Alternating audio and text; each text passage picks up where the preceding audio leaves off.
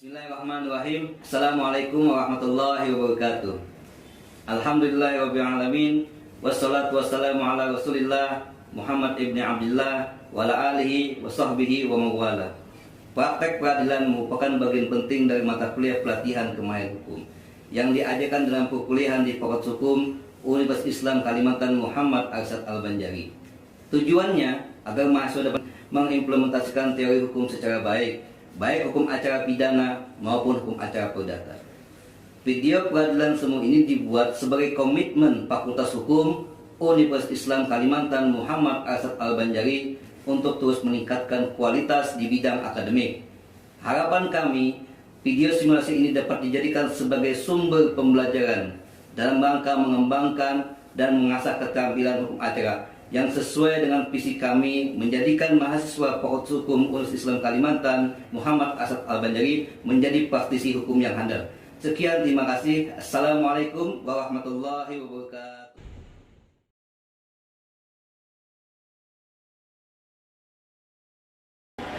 Sidang ke-6, agenda pembacaan surat tuntutan oleh penuntut umum. Pada hari ini, Jumat, tanggal 27 November 2020, sidang perkara pidana nomor register perkara 201-B/2020-PS Uniska Banjarbaru dengan terdakwa Devi Cynthia binti Mamat siap dimulai. Majelis Hakim akan memasuki ruang sidang. Hadirin dimohon berdiri.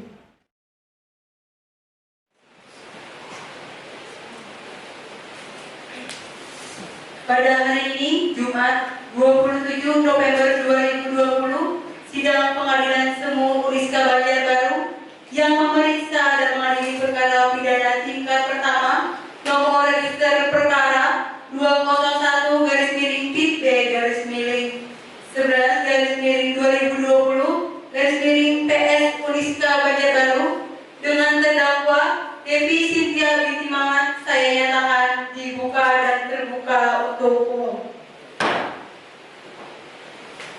Saudari jaksa penuntut umum, apakah sudah siap mengikuti persidangan? Siap, Yang Mulia. Bagaimana dengan penasihat hukum? Apakah sudah siap mengikuti persidangan? Sudah siap, Yang Mulia. Baiklah, silakan saudari jaksa penuntut umum untuk menghadirkan terdakwa ke ruang persidangan.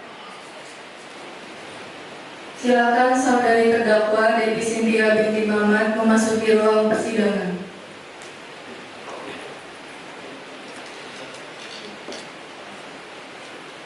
Silakan duduk.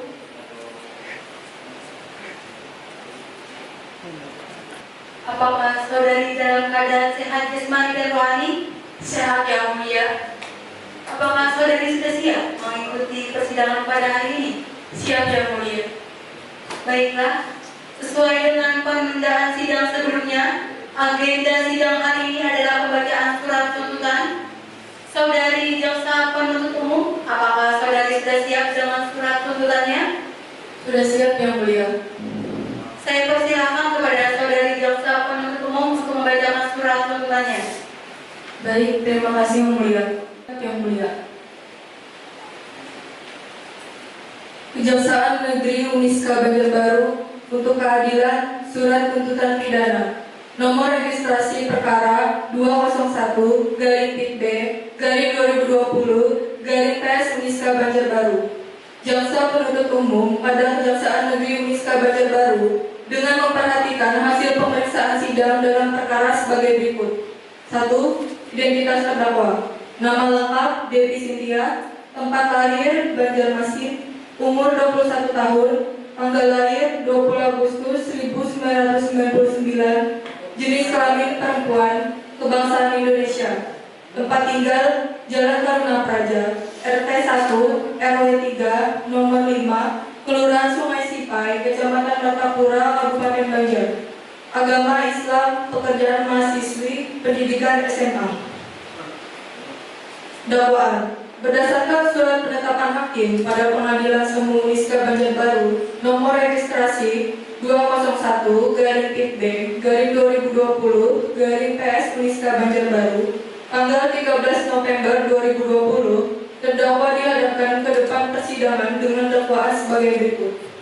bahwa terdakwa Devi Cynthia pada hari Sabtu tanggal 5 Oktober 2020 pukul 17.20 WITA atau setidak-tidaknya pada suatu waktu yang masih pada bulan Oktober 2020 bertempat di gedung Fakultas Hukum Uniska Banjarbaru, Jalan Salak nomor 4, Kelurahan Gunung Paikat, Kecamatan Banjarbaru, Kota Banjarbaru, atau setidak-tidaknya masih dalam wilayah hukum Pengadilan Semu Banjarbaru.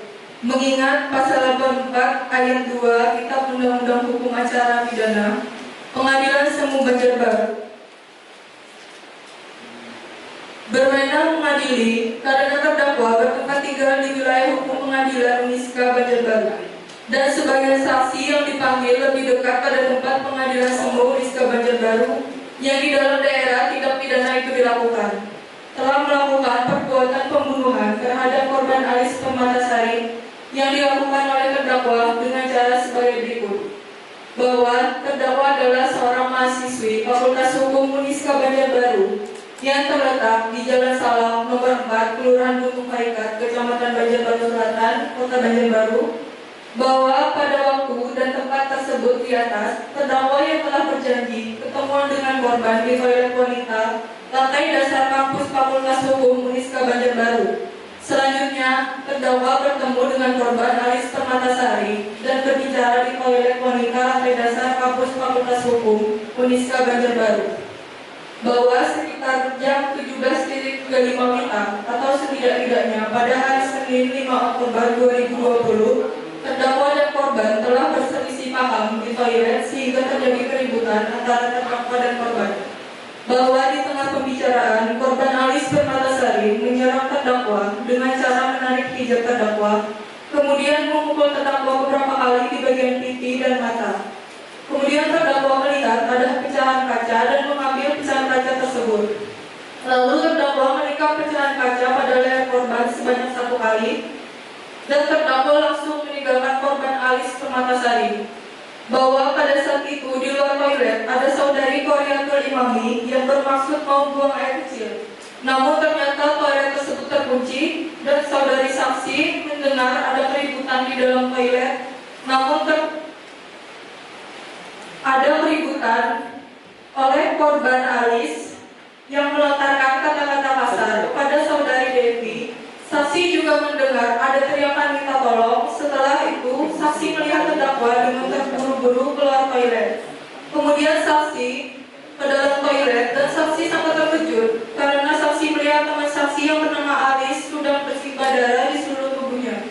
Kemudian saksi berusaha mencari pertolongan, namun karena keadaan kampus sudah sepi dan tidak ada orang, kemudian saksi menelpon pihak rumah sakit. Tidak lama kemudian datang mobil ambulan dari rumah sakit dan saksi ikut mengantarkan korban ke rumah sakit. Dan pada saat di perjalanan ke rumah sakit, saksi melihat korban sudah tidak bernapas lagi.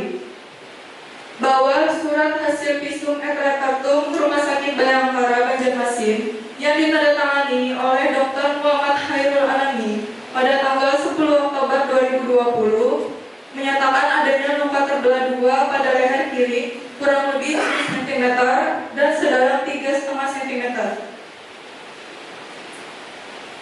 Berdasarkan visum et repertum nomor 1024 garing Rumah Sakit Bayangkara garing 10 garing 2020 yang dibuat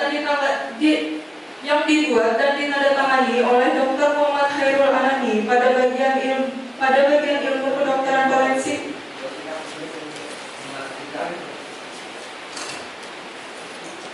Rumah Sakit Bayangkara Banjarmasin menerangkan pada pokoknya sebagai berikut.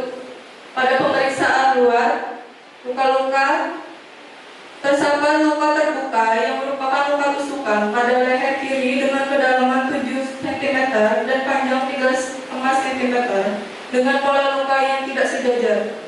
Pemeriksaan dalam rusaknya arteri karotid dan juga rupnya vena jugularis akibat tusukan benda tajam. Kesimpulan kematian orang tersebut di atas disebabkan oleh tusukan benda tajam pada leher yang mengakibatkan luka terbuka hingga menyebabkan shock hipovolemik.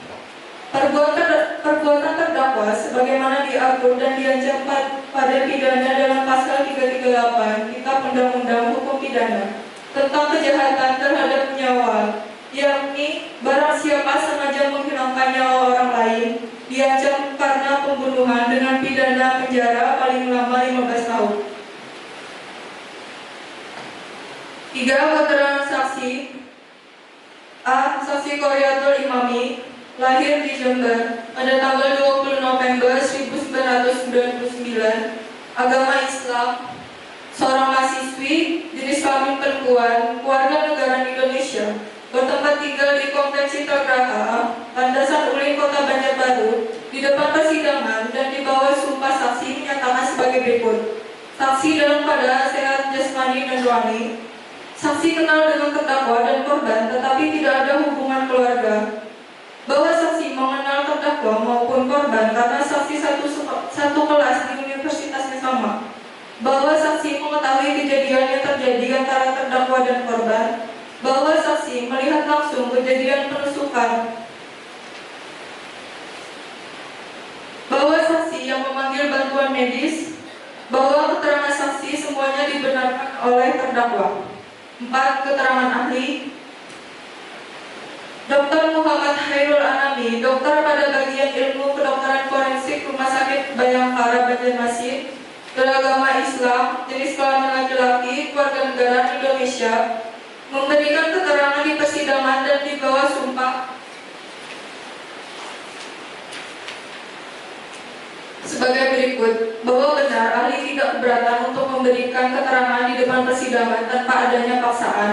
Bahwa benar ahli adalah seorang dokter ahli forensik pada Rumah Sakit Bayangkara Banjarmasin. Bahwa benar saksi yang diajukan oleh pihak Kejaksaan Negeri Uniska Banjarbaru dalam kapasitasnya sebagai ahli dalam melakukan otopsi terhadap jenazah korban Alis Permatasari. Bahwa benar korban meninggal dunia karena adanya luka tusukan benda tajam yang mengakibatkan syok hipovolemik. Bahwa benar keterangan ahli dibenarkan oleh terdakwa. 5. Saksi adegan. Saksi Ahmad Rizal, lahir di Martapura pada tanggal 5 September 1998, agama Islam, jenis kelamin laki-laki, warga negara Indonesia, bertempat tinggal di Jalan Gaharu, Kelurahan Gunung Paikat, Kecamatan Banjarbaru Selatan, Kota Banjarbaru. Di depan persidangan dan di bawah sumpah saksi menyatakan sebagai berikut. Bahwa saksi dalam keadaan sehat jasmani dan rohani. Saksi kenal dengan terdakwa dan korban, tetapi tidak memiliki hubungan keluarga. Saksi mengenal terdakwa dan korban karena saksi satu kelas di universitas yang sama. Bahwa korban Alis sering berkata kasar terhadap terdakwa, bahkan korban kalau marah kepada terdakwa sering memukul terdakwa. Bahwa saksi pernah mendengar bahwa terdakwa akan membalas perbuatan korban terhadapnya. Bahwa keterangan saksi dibenarkan oleh terdakwa. 6. Bukti surat. Surat hasil visum et repertum yang dibuat oleh Dr. Muhammad Khairul Anami, dokter pada bagian ilmu kedokteran forensik Rumah Sakit Bayangkara Banjarmasin. Selanjutnya akan dilanjutkan oleh rekan saya. Baik, terima kasih.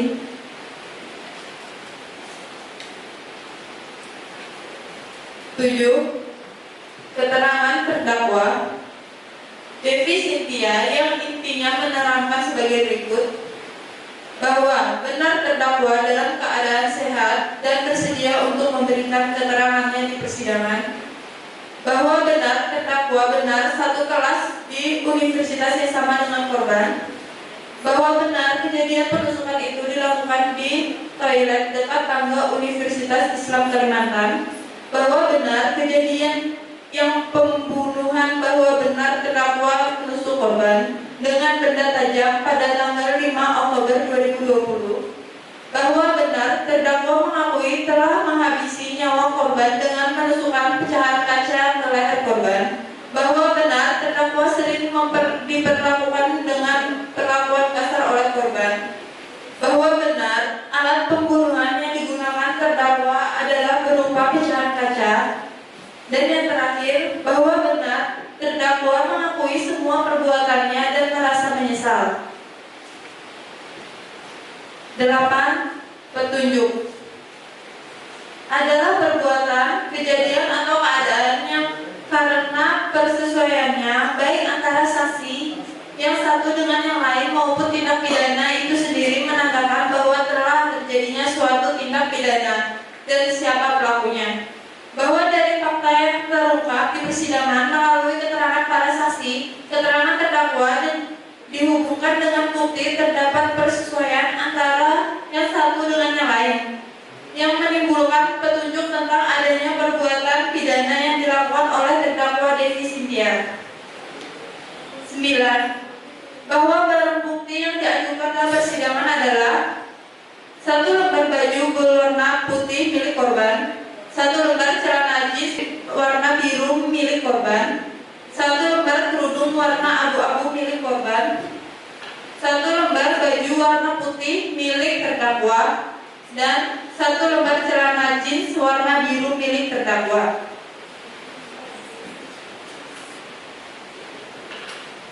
Barang bukti yang diajukan dalam persidangan ini telah disita secara sah menurut hukum karena itu dapat dipergunakan untuk memperkuat pembuktian.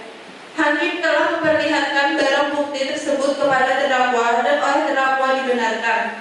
Ke-10, analisa yuridis. Berdasarkan fakta-fakta yang terungkap dalam persidangan, maka sampailah kami pada pembuktian mengenai unsur-unsur tindak pidana yang didakwakan, yaitu pasal 338 KUHP. Bahwa unsur-unsur pasal 338 KUHP adalah sebagai berikut. 1.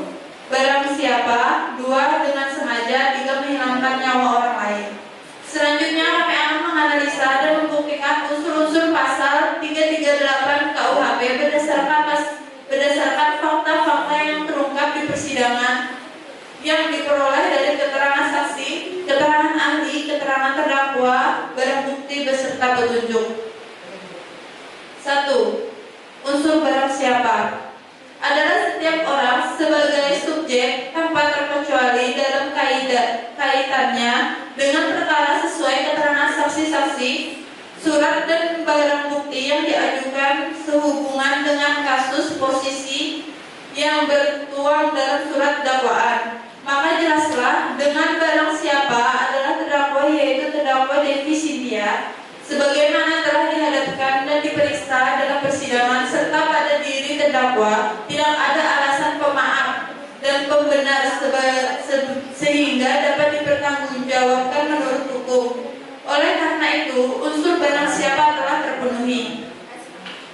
Yang kedua, unsur dengan sengaja.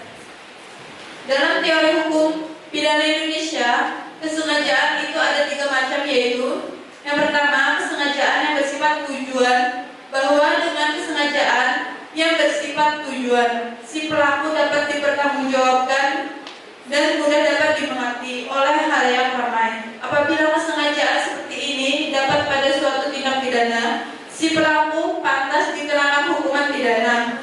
Karena dengan adanya kesengajaan yang bersifat tujuan ini, berarti si pelaku benar-benar menghendaki mencapai suatu akibat yang menjadi pokok alasan diadakannya ancaman hukuman ini. Dan yang kedua, kesengajaan secara keinsyafan kepastian.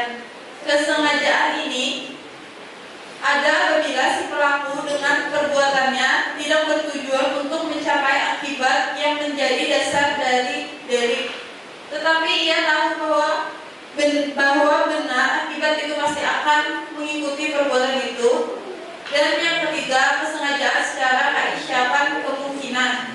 Kesengajaan ini yang terang-terang tidak disertai bayangan suatu kepastian akan terjadi akibat yang bersangkutan, melainkan hanya dibayangkan suatu kemungkinan belaka akan akibat itu. Bahwa terdakwa Devi yang telah menusuk korban Elis menggunakan pecahan kaca ke bagian leher yang tepat mengenai pembuluh nadi patut disadari akan mengakibatkan kematian pada korban. Kesengajaan yang demikian termasuk kesengajaan secara keinsyafan kepastian. Dengan demikian, unsur kesengajaan telah terbukti. 3. Menghilangkan nyawa orang lain. Berdasarkan keterangan para saksi, surat dan barang bukti yang diajukan bahwa ia terdakwa Devi Sitiya pada hari Senin tanggal 5 Oktober 2020 sekitar pukul 17:20 WITA bertempat di Universitas Islam Kalimantan, Kelurahan Guntung Paikat, Banjarbaru Selatan, Kota Banjarbaru, atau setidak-tidaknya di tempat yang masih termasuk ke dalam daerah hukum di mana Pengadilan Semu Universitas Islam Kalimantan, Banjarbaru berwenang untuk memeriksa dan mengadili perkara ini. Dalam hal perbarengan, beberapa perbuatan yang harus dipandang sebagai perbuatan yang berdiri sendiri dengan sengaja dengan rencana lebih dahulu merampas nyawa orang lain, yakni korban Elis Permatasari. Perbuatan tersebut dilakukan terdakwa dengan cara-cara sebagai berikut.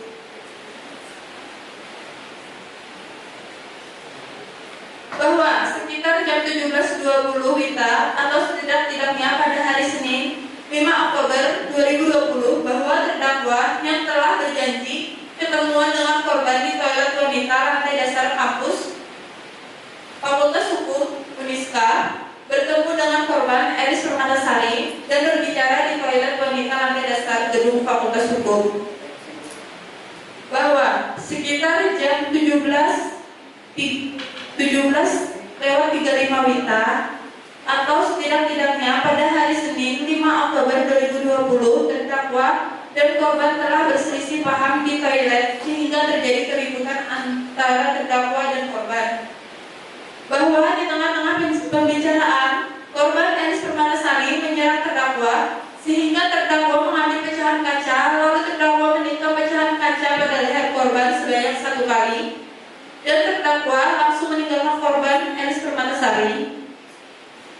Bahwa akibat perbuatan terdakwa tersebut di atas korban Elis Permatasari meninggal dunia berdasarkan visum et repertum nomor 2429 SK3-0124-3/02 yang dibuat dan ditangani oleh Dr. Muhammad Khairul Anami, dokter pada bagian ilmu kedokteran forensik Fakultas Kedokteran Universitas Gadjah Mada atau Rumah Sakit Bayangkara Banjarmasin menerangkan pada pokoknya sebagai berikut. Pemeriksaan luar, luka-luka. Tersayat luka terbuka yang merupakan luka tusukan pada leher kiri dengan kedalaman 3,5 cm dan panjang 7 cm dengan pola luka yang tidak sejajar. Pemeriksaan dalam. Rusak arteri korotik dan juga runyah vena jugularis akibat tusukan benda tajam. Kesimpulan, kematian orang tersebut di atas disebabkan oleh tusukan benda tajam pada leher yang mengakibatkan luka terbuka sehingga menyebabkan shock hipovolemik. Berdasarkan uraian yang di atas, maka unsur menghilangkan nyawa orang lain telah terbukti secara sah dan meyakinkan menurut hukum. Berdasarkan uraian-uraian tersebut, kami penuntut umum dalam perkara ini sekurang-kurangnya telah ada 3 alat bukti yang sah serta ada keyakinan bahwa telah terjadi suatu tindak pidana barang siapa dengan sengaja menghilangkan nyawa orang lain yang dilakukan terdakwa terdapat korban dan terdakwa Devi Sitiya adalah pelakunya. Sebelum kami sampai pada tuntutan pidana atas diri terdakwa, perkenankan kami mengemukakan hal-hal yang kami jadikan pertimbangan mengajukan tuntutan pidana. Hal-hal yang meringankan. Terdakwa mengakui perbuatannya dan tidak berbelit-belit dalam memberikan keterangan. Terdakwa menyesal telah melakukan pembunuhan. Hal-hal yang memberatkan. Terdakwa sudah merencanakan pembunuhan tersebut jauh-jauh hari. Berdasarkan uraian yang dimaksud, kami penuntut umum dalam perkara ini dengan memperhatikan ketentuan undang-undang yang bersangkutan.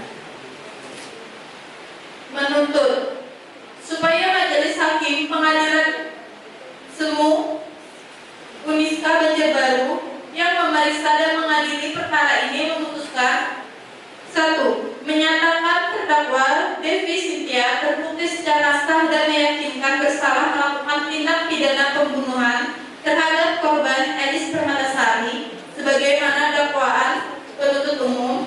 2. Menjatuhkan pidana terhadap terdakwa berupa pidana penjara selama 10 tahun dikurangi seluruh masa tahanan yang telah dijalani oleh terdakwa dengan perintah agar terdakwa tetap berada dalam tahanan. 3. Menyatakan barang bukti berupa 1 lembar baju warna putih milik korban, 1 lembar celana jeans warna biru milik korban, 1 lembar baju warna putih milik terdakwa, 1 lembar celana jeans warna biru milik terdakwa. Kemudian diserahkan kepada pihak yang bersangkutan. Dan pecahan atau serpihan kaca yang dirampas untuk dimusnahkan. 4. Menetapkan agar terdakwa membayar biaya perkara sebesar Rp3.000. Demikian surat tuntutan ini kami bacakan dan diserahkan dalam sidang hari ini tanggal 27 November 2020. Banjarbaru 27 November 2020. Jaksa Penuntut Umum Bella R. Meriana, SHMH, dan Nuraili Aini, SHMH. Sekian, terima kasih.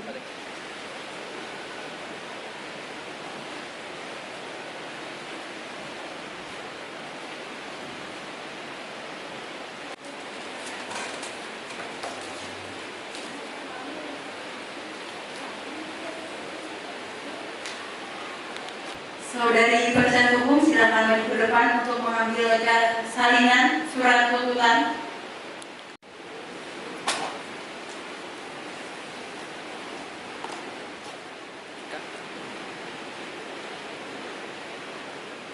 Saudari terdakwa, apakah Anda sudah mengerti dengan isi tuntutan tersebut? Saya mengerti, Yang Mulia. Apakah Anda akan mengajukan keberatan atas surat tuntutan tersebut? Saya serahkan semuanya kepada penasihat hukum saya. Bagaimana pihak penasihat hukum? Baik Yang Mulia, kami sebagai penasehat hukum terdakwa menyatakan keberatan atas surat tuntutan dari JPU. Untuk itu kami akan meminta waktu untuk membuat nota pembelaan atau pledoi. Kami meminta waktu 1 minggu untuk menyiapkannya.